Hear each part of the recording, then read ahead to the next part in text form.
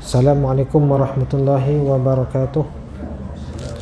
Alhamdulillahi rabbil alamin, wassalatu wassalamu ala sayyidina Muhammad sayyidil mursalin wa ala alihi wa sahbihi ajma'in. Qala rabbi shrah li sadri wa yassir li amri wahlul 'uqdatam min lisani yafqahu qawli. Rabbi yassir wa la tu'assir ya karim. Subhanaka la ilma lana illa ma 'allamtana innaka antal alimul hakim.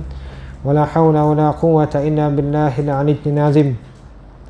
اللهم أخرجنا من ظلمات الوهم وأكرمنا بنور الفهم وافتح علينا بمعرفة العلم وحسن أخلاقنا بالحلم وسهل لنا أبواب فضلك وانشر علينا من خزائن رحمتك يا أرحم الراحمين. Alhamdulillah, syukur pada Allah Subhanahu wa taala. Pada malam ini kita dapat sama-sama salat fardu maghrib secara berjemaah. InsyaAllah di antara maghrib dan isyak ni kita akan isi dengan sambungan kitab Matan Safinuddin Najah yang kita akan sambung pada fasal yang ke 13, sambungan kepada pasal yang ke-13, iaitu pasal yang ke-13 berkaitan tentang perkara-perkara yang diharamkan ketika seseorang itu beranak kecil. Dan malam ni kita sambung berkaitan tentang perkara-perkara yang diharamkan ketika seseorang itu berjunub pada muka surat 32. Bismillahirrahmanirrahim. Qala al-musannif rahimahullah ta'ala wa nafa'ana bihi wa bi'ulumihi fid darain amin. Wa yahrumu 'alal junubi sittatu asya'a: as-salatu wat-tawafu wa mashul mushafi wa hamluhu wal-lubthu wal-labthu fil masjidi wa qira'atul Quran. Haram ke atas orang yang berjunub 6 perkara, iaitu yang pertama sekali solat, yang kedua tawaf dan seterusnya sehinggalah kepada 6 perkara.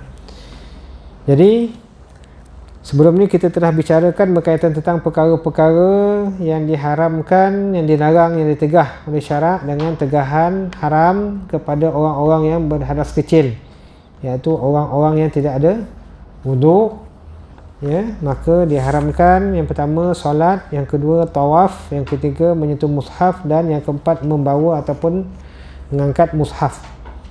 Jadi begitu juga perkara yang diharamkan kepada orang-orang berjunub.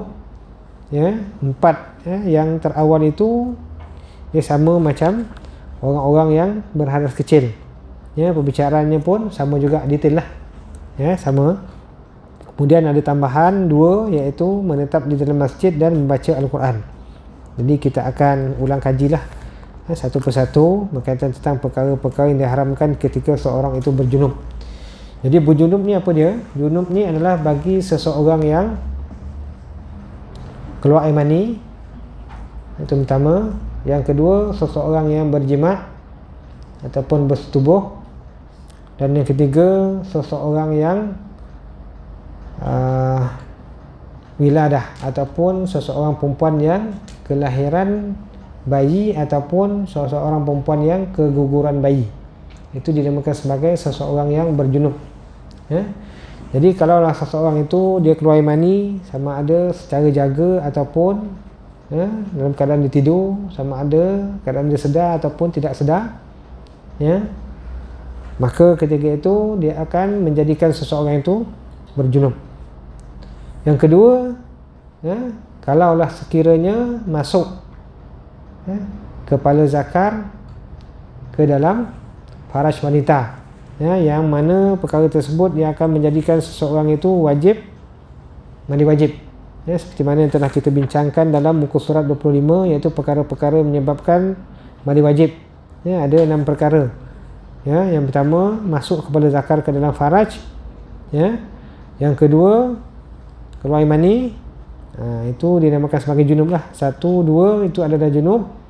Dan yang ketiga adalah perkara yang kelima, itu adalah wiladah.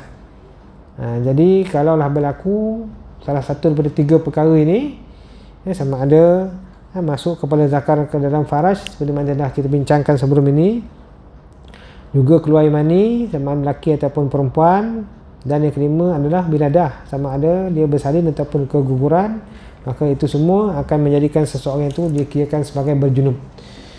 Junub ini daripada segi bahasanya adalah maksud dia adalah jauh, jauh. Jadi yang dimaksudkan dengan jauh ini adalah dengan maksud bahawa kalaulah berlaku perkara-perkara yang menyebabkan kita berjunub, maka kita kena menjauhkan perkara-perkara yang dilarang ketika mana kita berjunub, iaitu ada 6 perkara yang kita akan bincangkan pada malam ini. Iaitu yang pertama sekali, bagi orang yang berjunub, sebelum dia mandi wajib, maka dia larang daripada dia melakukan solat, sama ada solat itu solat yang fardu, solat yang 5 waktu, ataupun solat Jumaat, termasuk juga dengan solat 5 waktu. Kemudian dilarang juga dia melakukan solat sunat,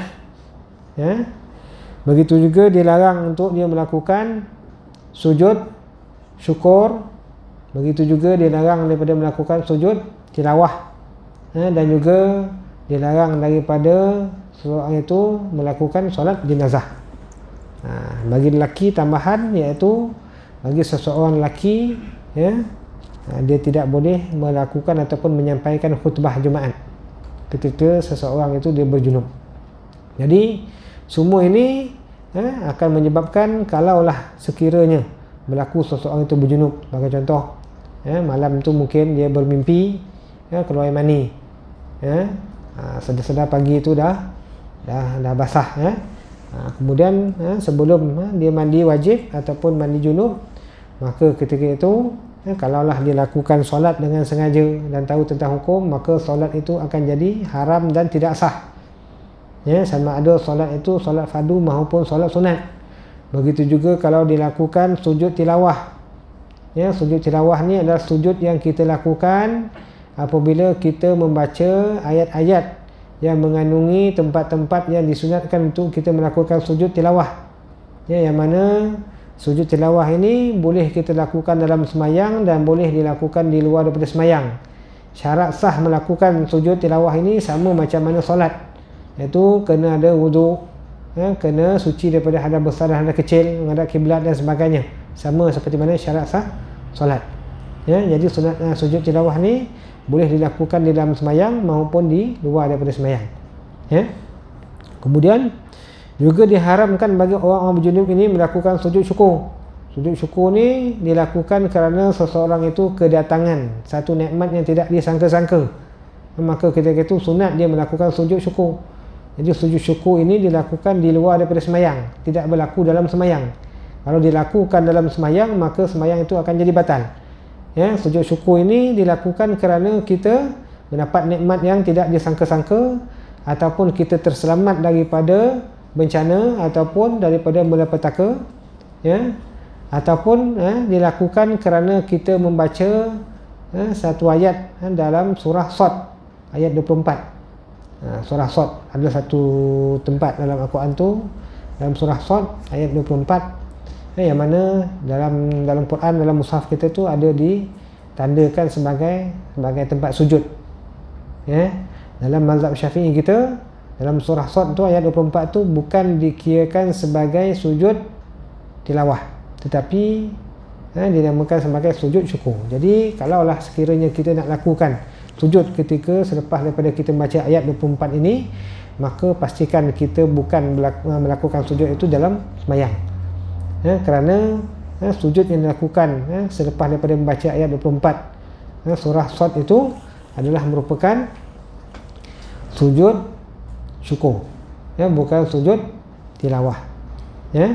Begitu juga bagi seseorang yang ingin menjadi khatib dalam khutbah Jumaat, pastikanlah salah satu daripada syaratnya mestilah suci daripada hadas kecil dan hadas besar. Jadi seseorang khatib yang ingin menyampaikan khutbah Jumaat, disyaratkan mestilah dia berwuduk, dan juga selain daripada itu dia mestilah bebas daripada hadas besar.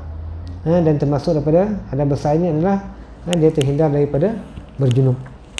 Kemudian begitu juga dengan solat jemaah, solat jenazah.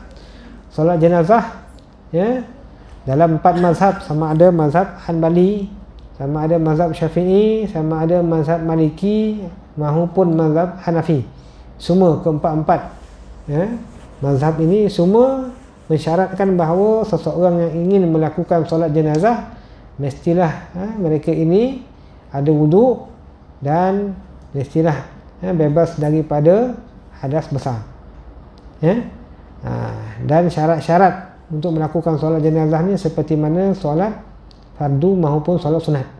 Mesti ada air semayang, mesti ada menghadap kiblat dan sebagainya.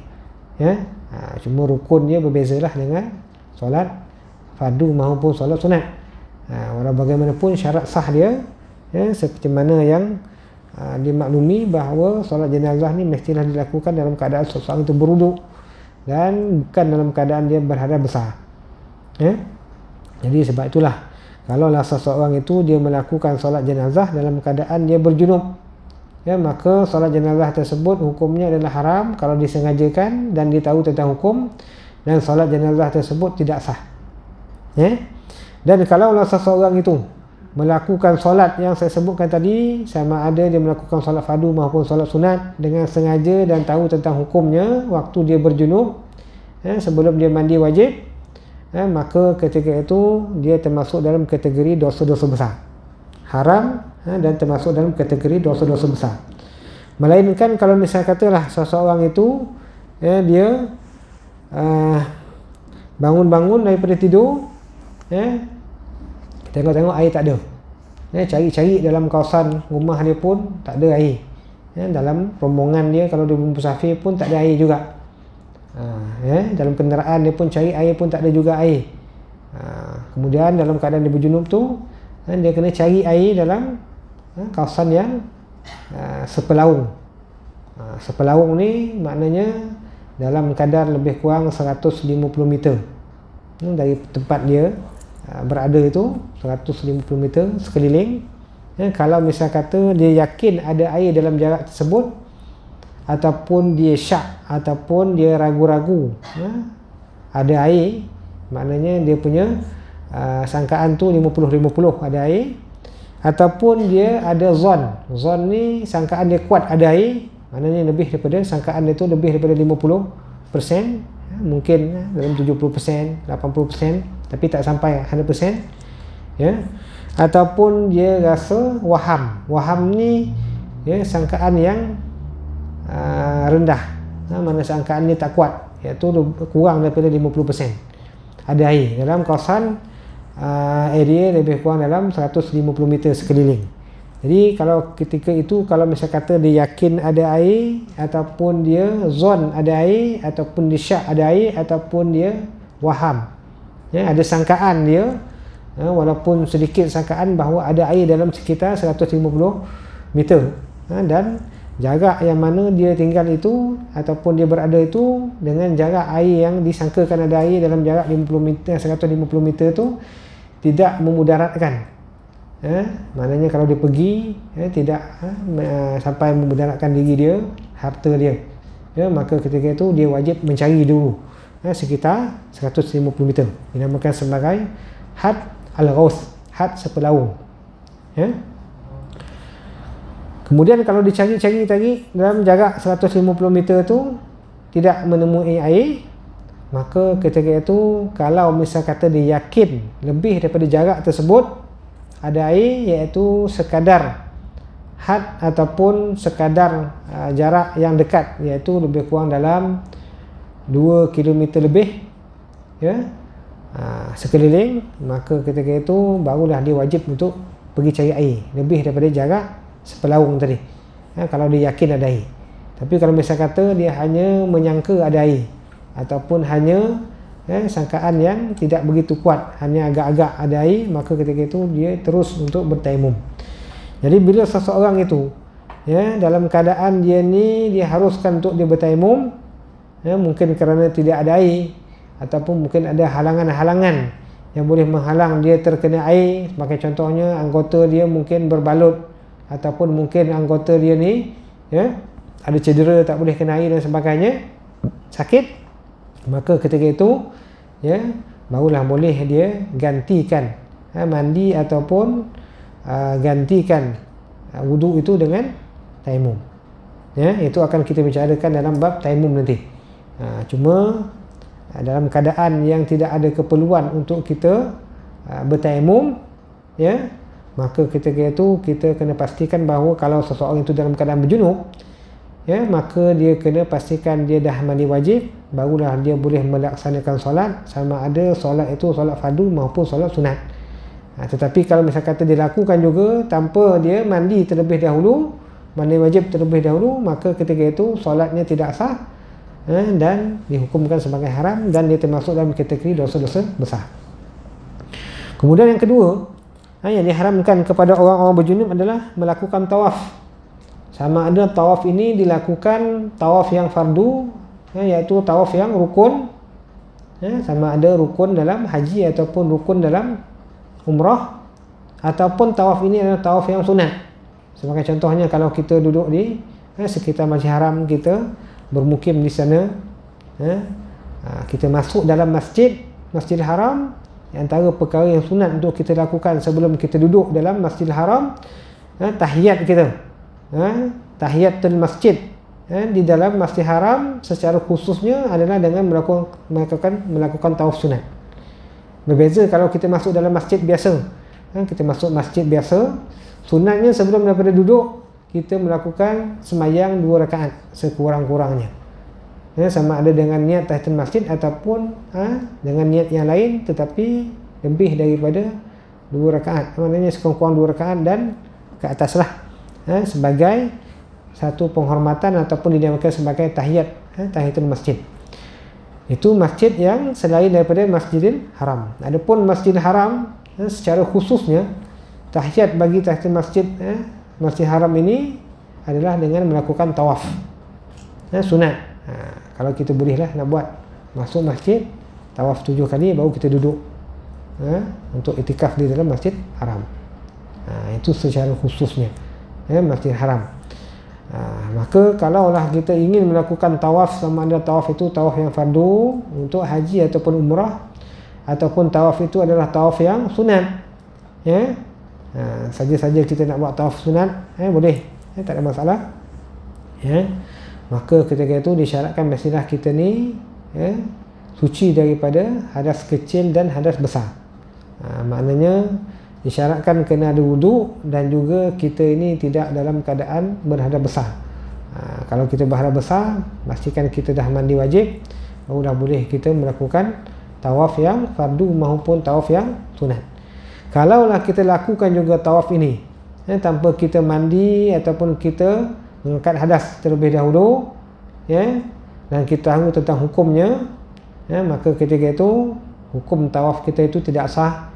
Dan kalau disengajakan dan kita tahu tentang hukum, maka ketika itu termasuk dalam kategori dosa-dosa besar, haram, dosa-dosa besar. Itu yang kedua. Yang ketiga, diharamkan bagi orang yang berjunub, seperti mana juga orang yang tidak ada wuduk, sama juga. Orang yang tak ada wuduk dan orang berjunub, diharamkan untuk dia menyentuh mushaf. Dia usik mushaf pun tak boleh.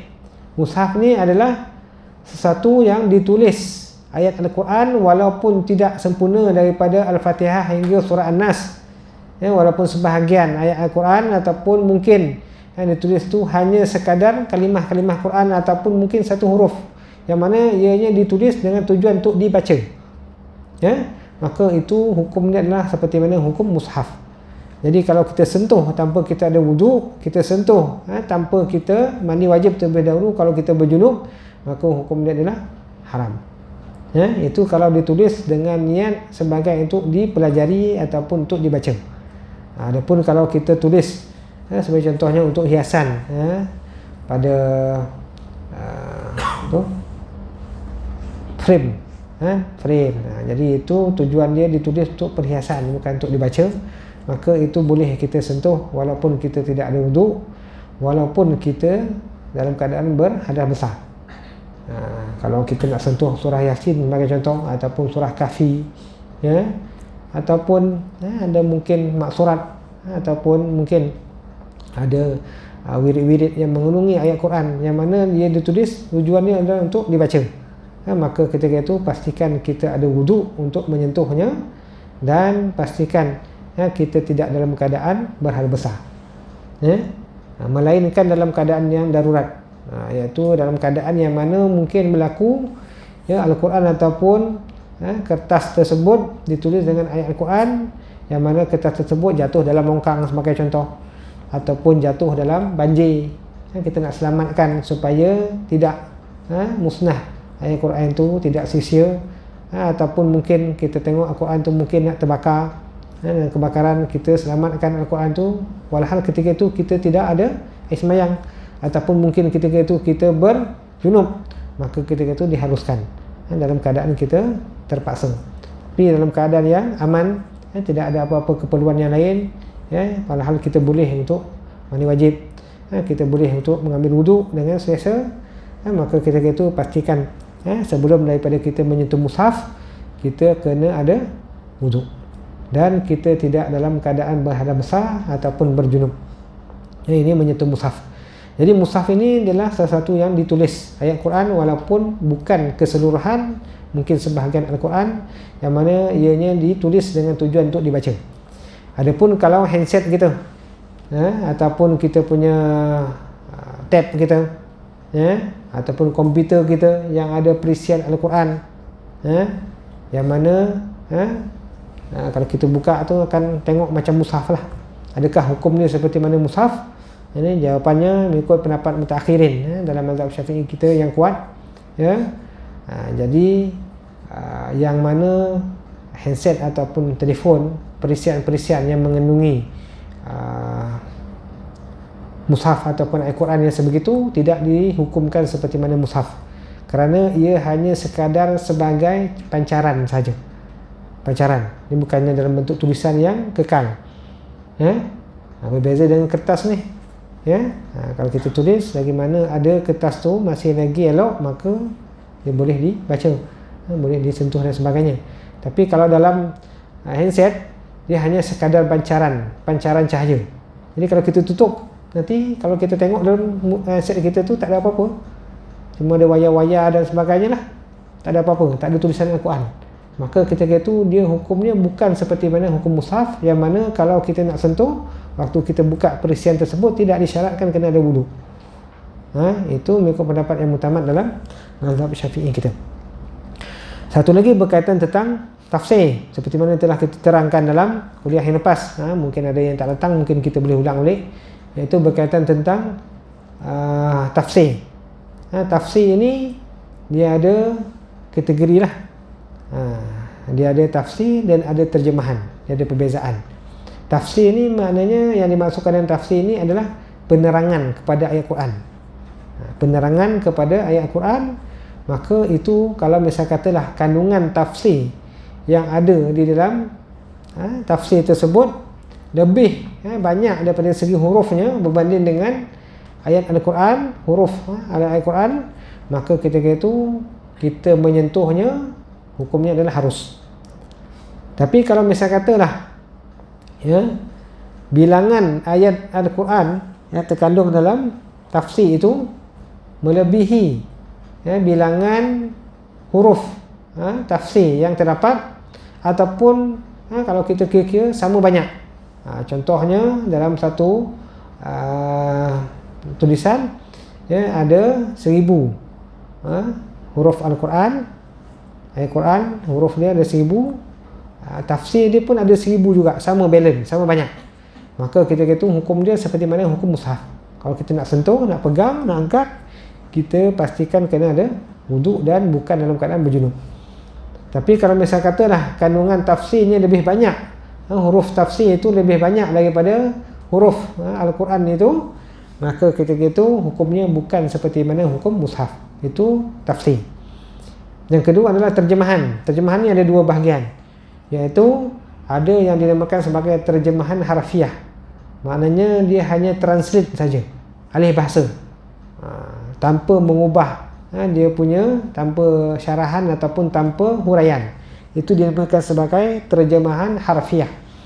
Jadi terjemahan harfiah ini hukumnya adalah seperti mana kalau kita sentuh, hukumnya seperti mana mushaf. Kalau kita nak sentuh, kena ada wuduk, kita nak pegang, pastikan bukan dalam keadaan berjunub ataupun bukan dalam keadaan kita berhadas besar. Hadas besar ni termasuk junub dan haid ataupun nifas, iaitu hadas besar, ya. Jadi itu terjemahan yang dinamakan sebagai terjemahan harfiah, translate, ya. Adapun kalau terjemahan tersebut dia adalah terjemahan bebas, yang mana terjemahan tu dia merupakan terjemahan yang seolah-olah macam huraian kepada Al-Quran, ayat Quran. Maknanya dia bukanlah translate secara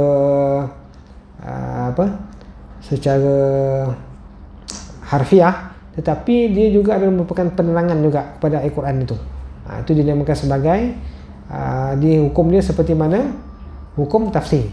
Kalaulah dia punya huraian tu ataupun terjemahan huraian itu kandungan hurufnya banyak berbanding dengan kandungan ayat huruf-huruf Al-Quran, maka boleh kita pegang walaupun tanpa wudu, walaupun dalam keadaan kita berjunub dan haid ataupun nifas. Tapi kalau kandungan huruf dia sama banyak dengan terjemahan tersebut, ya, ataupun ayat Quran, huruf ayat Quran itu lebih banyak berbanding dengan huraian-huraian terjemahan tersebut, maka ketika itu hukumnya seperti mana hukum mushaf. Ya, kalau kita nak pegang, pastikan kena ada wudu dan pastikan kita bukan dalam keadaan hadas besar. Itu samalah bagi seseorang yang tidak ada wudu, berjunub, haid dan nifas. Ya, sama. Ya. Itu termasuklah dalam yang keempat tu tadi, membawa mushaf. Membawa mushaf dengan maksud bahawa kita angkat. Yang tadi kita pegang, sentuh. Yang ketiga tadi kita sentuh, pegang. Ya. Yang ni yang dimasukkan dengan yang keempat ni adalah membawa mushaf. Membawa mushaf ni kita angkat, kita tanggung mushaf.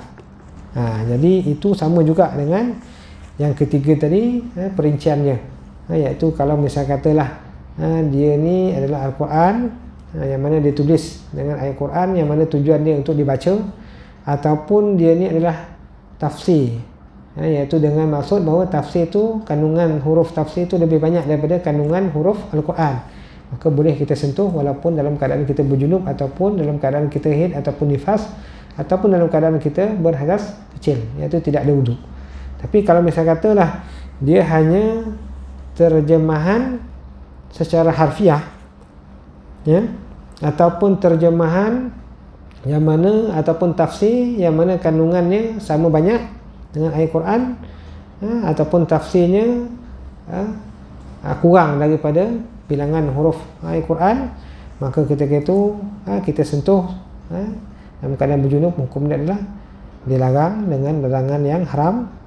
Dan kita membawa angkat pun sama juga. Cuma ada satu masalah, iaitu kalau misal kata kita bawa dengan barang lain, sebagai contoh mushaf ataupun Al-Quran, yang mana kalau kita sentuh secara direct ataupun kita angkat secara direct Al-Quran tersebut, hukum dia adalah haram kalau dalam keadaan kita berjunub ataupun dalam keadaan kita tidak ada wudu, ataupun dalam keadaan seseorang itu haid ataupun nifas. Tapi kalau kita bawa Al-Quran ataupun mushaf tersebut dengan barang yang lain, sebagai contohnya kita bawa mushaf dalam beg, dalam kelopai. Tahu kelopai tak? Tahu kelopai? Ingat tak tahu kelopai ni? Dalam kelopai, dalam beg, dalam plastik ataupun dalam kotak, sebagai contoh kan. Jadi adakah haram ataupun tidak? Ya, maka dia ulama membahagikan kepada 3 ataupun 4 bahagian, 4 situasi. Situasi pertama, kalau kita bawa Al-Quran tu beserta dengan barang lain, iaitu dalam beg, dalam kotak dan sebagainya, dalam bekas sebagai contoh. Kalau kita niatkan membawa Al-Quran, bukan membawa barang tersebut, ataupun bukan membawa beg, kotak dan sebagainya, maka hukum dia adalah haram. Kalau kita niat tu bawa mushaf, jadi bergantung pada niat. Ya, kalau kita niat membawa mushaf, maka hukum dia adalah haram. Yang pertama. Keadaan yang kedua, kalau kita bawa barang dengan mushaf itu, kita niat membawa barang semata-mata, tak niatkan bawa mushaf, kita niatkan bawa kelopai, kita niatkan bawa kotak, kita niatkan bawa beg semata-mata, bukan niat kita untuk membawa mushaf, maka kita kata hukum dia adalah harus, tidak haram. Itu keadaan yang kedua. Keadaan yang ketiga, kalau misal kata kita niatkan membawa kedua-duanya sekali, kita niatkan bawa mushaf dan dalam masa sama kita niatkan juga membawa barang, kotak, bawa beg, kelopai dan sebagainya, plastik dan sebagainya, maka ada perincian. Sebahagian ulama iaitu mengikut pendapat Syekh Ibn Hajar, hukum dia adalah haram.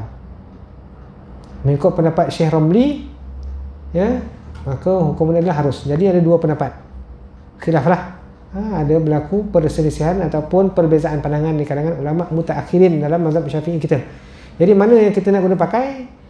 Ikut pendapat Syekh Ibn Hajar, hukum dia adalah haram.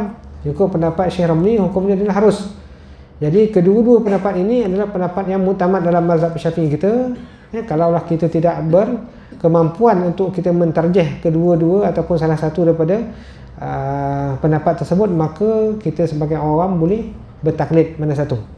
Mungkin kalau kita nak pakai pendapat yang tegas sedikit, kita guna pakai pendapat Syekh Ibn Hajar yang mengatakan hukum dia adalah haram.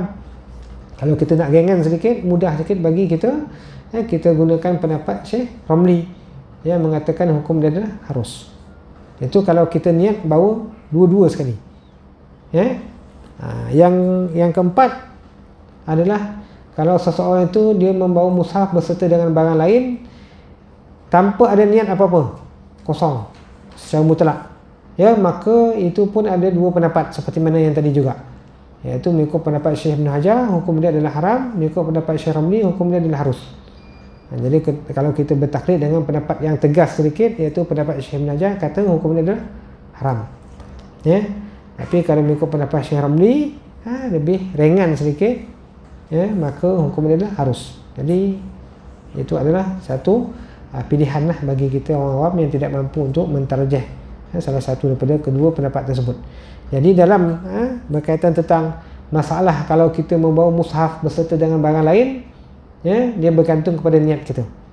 Kalau kita niat kita membawa mushaf semata-mata, hukum dia adalah haram. Kalau niat kita membawa barang semata-mata, bukan dengan niat membawa mushaf, hukum dia adalah harus. Kalau kita niat kedua-dua sekali, ada perbezaan pandangan. Kalau kita tak ada niat apa-apa pun, ada kedua-duanya ada perbezaan pandangan. Itu berkaitan tentang khilaf ataupun berkaitan tentang perincian. Kita membawa satu bekas ataupun satu benda lain yang mana di dalamnya ada mushaf. Jalan penyelesaiannya yang paling mudah adalah kita meniatkan membawa itu dengan membawa barang. Jangan kita niat bawa mushaf walaupun dalam tu ada mushaf. Contohnya bawa kotaan, dalam tu kotak tu ada Quran, ada macam-macam lah barang, dan dalam tu juga ada Al-Quran. Jadi kita tidak ada wudu ataupun dalam keadaan kita berjunub, maka niatkan kita membawa barang, membawa kotak, membawa beg dan sebagainya, supaya kita tidak termasuk dalam kategori haram kita membawa ataupun mengangkat mushaf. Itu yang keempat. Kemudian yang kelima, perkara yang diharamkan bagi orang berjunub dan juga orang yang haid, sama haid ataupun nifas, iaitu kita menetap di dalam masjid. Menetap ni maknanya kita duduk dalam masjid ataupun kita berhenti dalam masjid lebih daripada kadar subhanallah, tempoh menyebut subhanallah. Berapa lama kita sebut subhanallah? 2 second lebih kurang lah, betul tak? Kita sampai 2 second kadar subhanallah, tempoh kejapnya kan. Itu dia makan sebagai kadar tamakninah. Kalau kita semayang pun macam tu juga. Kadar tamakninah adalah sekadar kita buat satu-satu rukun tu, contohnya rukuk ataupun i'tidal, maknanya kita kena isyaratkan salah satu daripada rukun dia adalah kita rukuk berserta tamakninah, kita i'tidal berserta tamakninah. Tamakninah ni adalah tempoh, sekadar tempoh berapa lama kita menyebut subhanallah. Bukannya kita kena sebut subhanallah, tak. Maknanya tempoh itu lebih kurang dalam 2 second lah, kena subhanallah. Jadi kalau seseorang yang berjunub, ataupun seseorang perempuan yang haid ataupun perempuan yang bernifas, jadi diharamkan untuk dia menetap dalam masjid. Sama ada menetap ni dia berdiri lebih kadar subhanallah, ataupun dia duduk lebih daripada kadar subhanallah. Kalau lebih daripada kadar subhanallah tu memang confirm lah, dinamakan lebih daripada kadar tamakninah. Tapi sekurang-kurangnya, minimumnya tak boleh kita duduk dalam masjid ni, tak boleh kita menetap dalam masjid ni adalah sekadar sekurang-kurang kita duduk tu, kadar tu pun dah diharamkan, apatah lagi kalau lebih daripada kadar tu. Faham Jadi menetap dalam masjid ni adalah berdasarkan kepada firman Allah Subhanahu Wa Taala dalam surah An-Nisa ayat 43, yang mana Allah Subhanahu Wa Taala berfirman, wala taqrabus shalah. La taqrabus shalah. La taqrabus shalah ni janganlah kamu menghampiri akan solat. Ini wala junuban, dalam keadaan berjunub.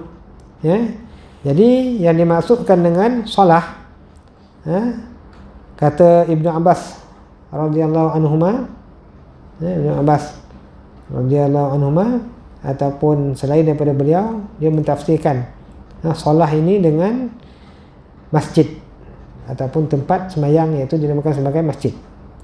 Jadi itulah berkaitan tentang seseorang yang berjunub ataupun seseorang yang haid ataupun nifas ini ditegah oleh syarak untuk dia duduk dalam masjid ataupun menetap dalam masjid, walaupun dia duduk tu minimum dia duduk tu sekejap, sekadar tamanninah, kadar sebutan subhanallah sekalipun, itu pun dah haram, apatah lagi kalau lebih daripada kadar tu. Sama ada dia nak duduk dalam masjid tu untuk dia dengar kuliah ke, ataupun dia nak duduk dalam masjid untuk dia tengok akad nikah ke, ataupun nak mengikuti program dan sebagainya, hukum dia adalah haram. Jadi yang dimaksudkan dengan masjid ini adalah sesuatu tempat yang diwakafkan untuk masjid ataupun diwakafkan untuk iktikaf. Adapun surau tak ada masalah. Yang dimasukkan dengan masjid ini adalah ruang solat dalam masjid dan juga dia punya beranda dia. Kalau dalam pejabat masjid itu tak dikirakan sebagai masjid, hukum dia bukan hukum masjid. Ataupun masjid tu macam masjid negeri kan, di masjid kemudian bawah tu ada dia punya pejabat, kemudian ada dewan-dewan. Jadi mana-mana yang telah dibahagi-bahagikan tu dengan tempat semayangnya dengan pejabat dan tempat mesyuarat ke tempat seminar, jadi selain daripada tempat solat tu dia bukan hukum masjid. Maka orang perempuan yang haid ataupun orang berjunub, perempuan yang nifas, dia boleh masuk, boleh duduk di situ. Adapun dalam surau tak ada masalah. Contohnya macam surau ni kan, dia bukannya masjid, jadi hukum surau dia tidak sama dengan hukum masjid. Ada apa dia?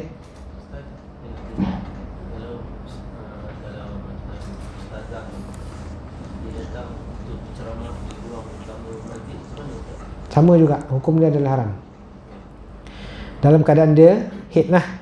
Tapi kalau dia tak ada haid, dia tak haid, cuma tak ada semayang, tak ada masalah. Hukumnya tidaklah haram. Itu sebablah kalau ustazah, walaupun dia ustazah sekalipun, kalau dia berceramah dalam masjid dalam keadaan dia ni uzur, ataupun mamnu', ataupun dalam keadaan dia ni haid, maka hukumnya sama juga haram. Ini dalam mazhab Syafi'i, dan ini juga adalah merupakan keputusan yang telah dipilih oleh Muzakarah Fatwa Kebangsaan dan juga keputusan Fatwa Negeri Sembilan. Sebab ada pernah ditanyakan berkaitan tentang bagaimana orang-orang perempuan yang haid, yang mana mereka ini terpaksa mengikuti kelas-kelas haji, khusus-khusus haji kan banyak dibuat oleh masjid-masjid kan. Jadi boleh tak perempuan-perempuan haid ni dia nak ikuti kuliah tersebut dalam masjid? Jadi jawapan yang diberikan oleh Muzakarah Fatwa Kebangsaan dan juga keputusan Fatwa Negeri Sembilan bertepatan dengan mazhab Syafi'i, yang mana semua ruang untuk semayang termasuklah beranda masjid ni, kita panggil beranda kan, itu termasuk hukum masjid. Adapun luar daripada tu, contohnya macam tangga ataupun tempat longkang tu, itu bukan termasuk hukum masjid. Dia boleh duduk di situ, walaupun dia bertenggong dekat tepi tu pun tak boleh juga. Bertenggong kan kat sana, Selalunya yang berlaku ni mungkin dalam ketika kalau berlakunya akad nikah, kan? Nikah ni berlaku dalam masjid, jadi yang perempuan ni ramailah nak tengok. Jadi pastikanlah orang perempuan yang nak duduk dalam masjid ni, yang lebih kadar tamakninah, maka pastikan dia bukan dalam keadaan haid ataupun dalam keadaan nifas. Dan orang lelaki ataupun perempuan yang berjunub pun sama juga, tak boleh. Itu kalau dia menetap dalam masjid. Adapun kalau misal kata dia melintas, itu tak ada masalah. Melainkan bagi perempuan yang mana perempuan haid yang ataupun nifas yang mana dia melintas, kalau dia khawatiri akan mengotori masjid, maka hukum dia adalah haram.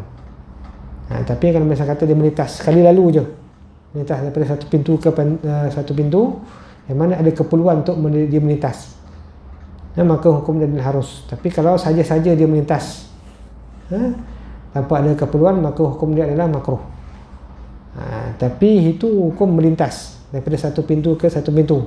Tapi kalau dia berulang-alik dalam masjid, tapi dia tak berhenti, dia tak duduk, tapi dia berulang-alik dalam masjid, maka hukum dia sama juga macam orang yang menetap dalam masjid. Hukum dia adalah haram. Contohnya kan kedina perempuan, dia masuk dalam keadaan dia haid, dia tak duduk, dia tak menetap dalam masjid, tapi dia bersihkan masjid lah.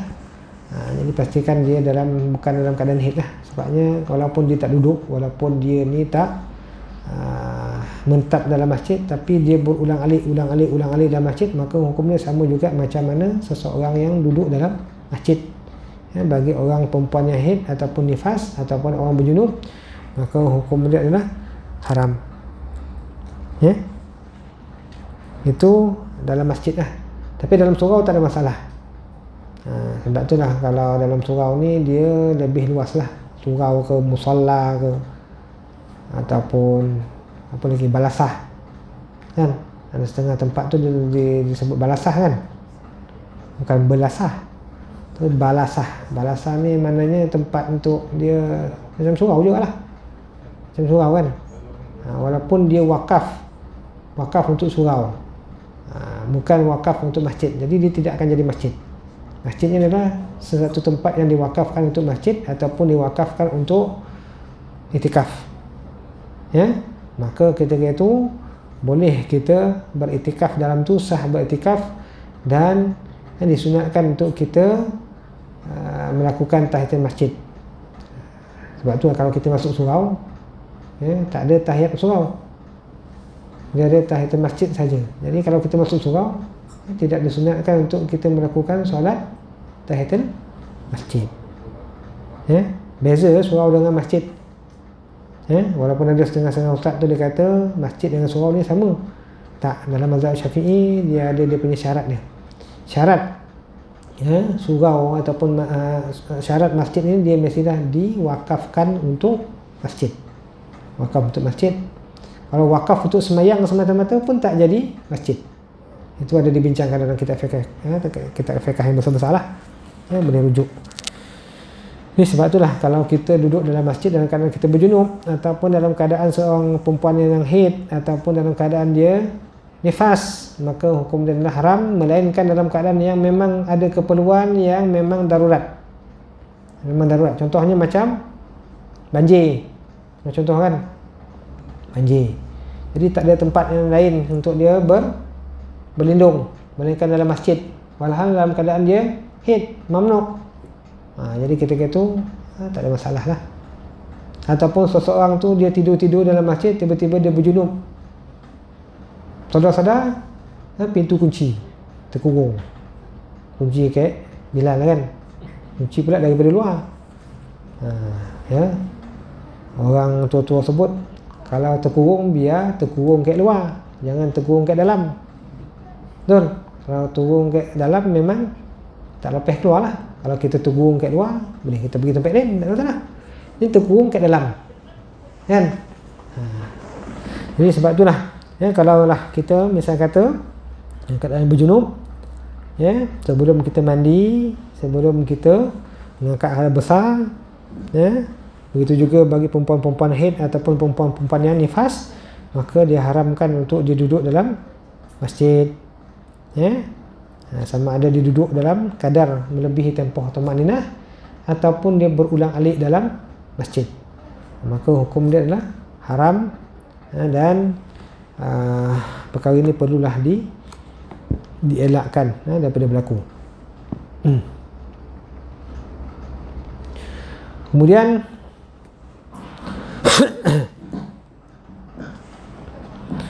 berkaitan tentang perkara yang keenam yang diharamkan bagi orang-orang berjunub dan juga yang diharamkan bagi perempuan-perempuan haid ataupun nifas, ya, iaitu membaca Al-Quran dengan niat sebagai Al-Quran.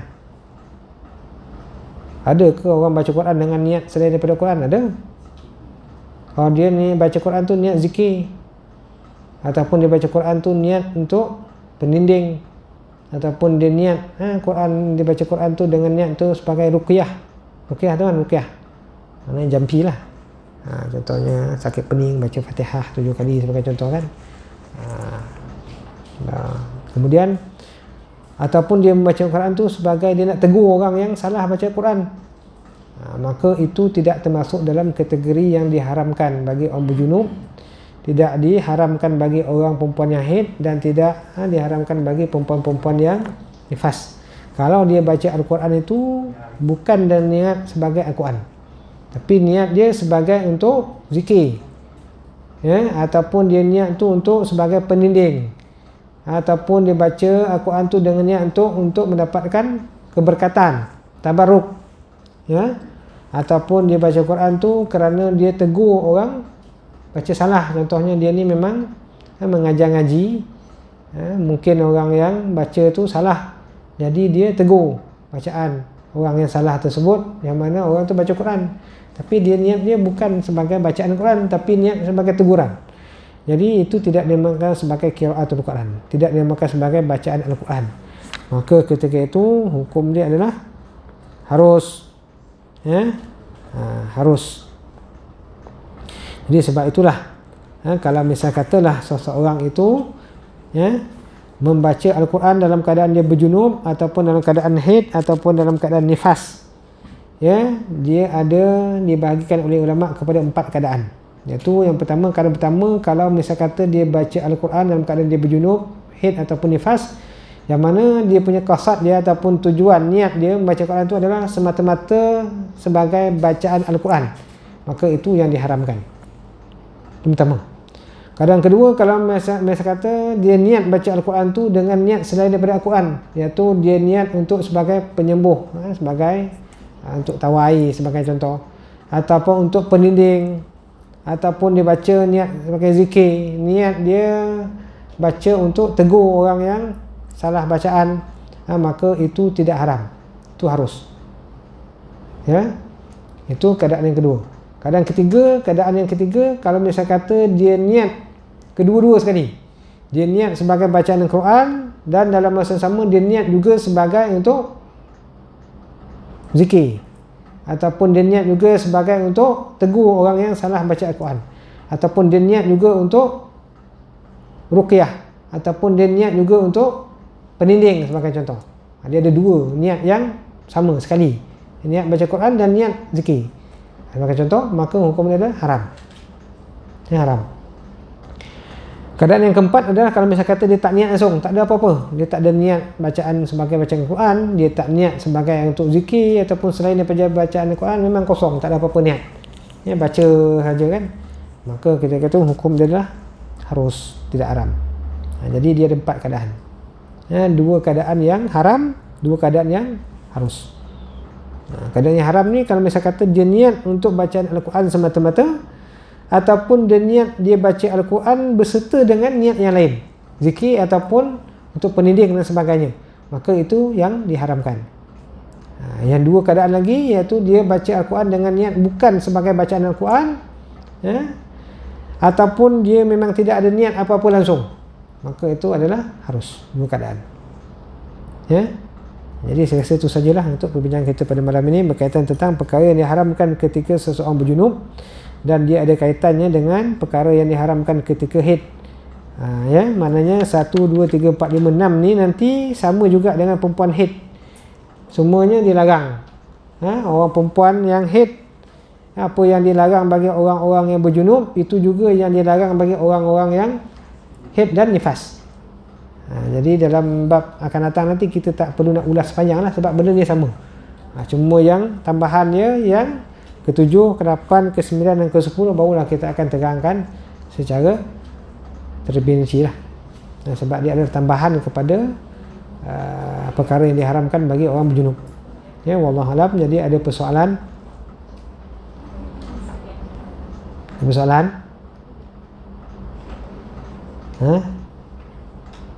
Jelas? Ada soalan?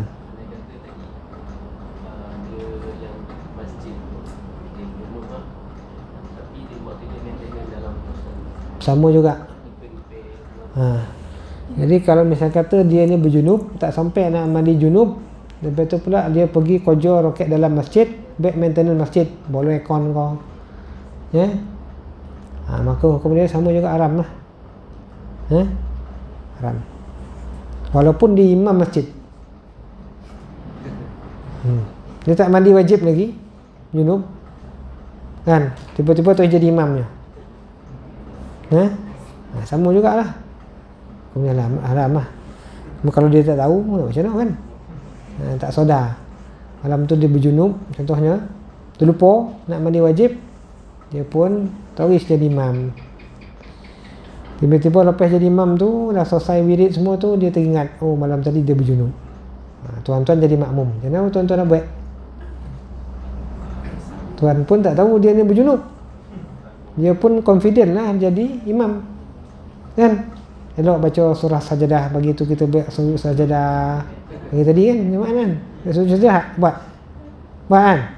Elok baca surah sajadah, semua dah sujud, semua dah elok dah, wirid. Lepas tu selesai daripada wirid tu, teringat pula malam tadi dia berjunub. Macam mana nak buat? Dah selesai dah ni, sembahyang dah buat, ya, wirid pun semua doa semua dah selesai dah. Macam mana?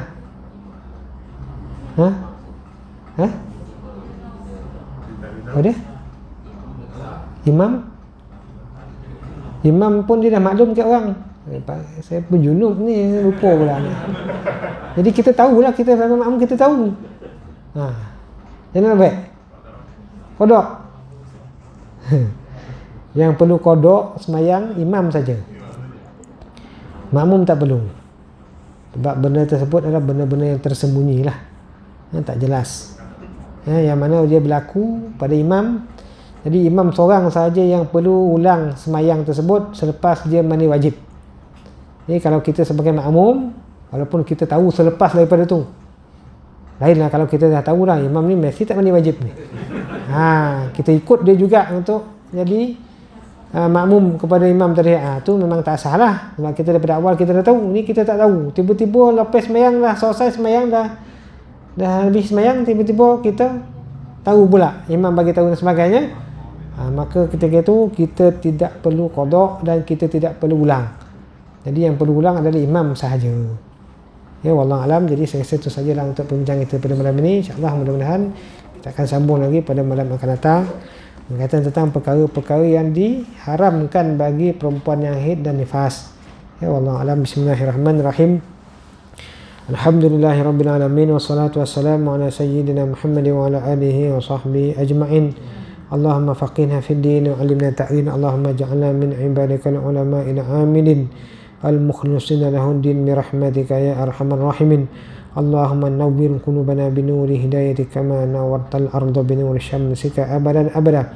Allahumma iftah lana futuhal 'arifin warzuqna fahman nabiyyin wa hifdzal mursalin bijahi khatimil mursalin ya hayyu ya qayyum ya dzal jalali wal ikram. Allahumma ij'alna muqimas salati wa min dzurriyyatina rabbana wa taqabbal du'a. ربنا هب لنا من أزواجنا وذريتنا قرة أعين واجعلنا للمتقين إماما تحصنا بذي العزة والجبروت واعتصمنا برب الملكوت وتوكلنا عن الحي الذي لا يموت اللهم اصرف عنا هذا الوباء كورونا وقنا شر دار نجنا من الطاعون والبلاء بلطفك يا لطيف يا خبير إنك على كل شيء قدير وبالإجابة جدير وصلى الله على سيدنا محمد وعلى آله وصحبه أجمعين سبحان ربك رب العزة عما يصفون وسلام على المرسلين والحمد لله رب العالمين تقبل الله منكم